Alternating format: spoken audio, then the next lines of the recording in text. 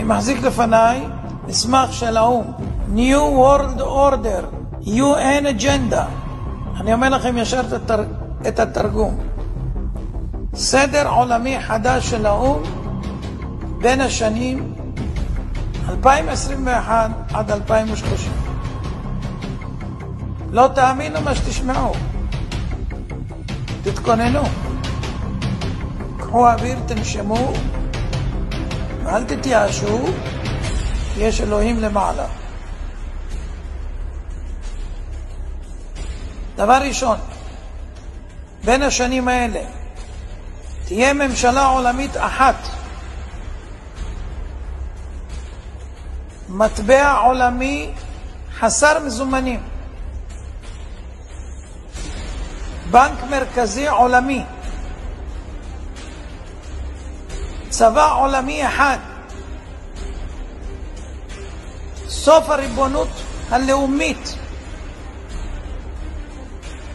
סוף כל הריבונות הלאומית, סוף כל הרכוש בבעלות פרטית, סוף התא המשפחתי, סילוק אוכלוסין, שליטה בגידול האוכלוסייה וצפיפות האוכלוסייה, חובה מרובה בחיסונים, הכנסה בסיסית אוניברסלית, הכוונה משכורת צנע,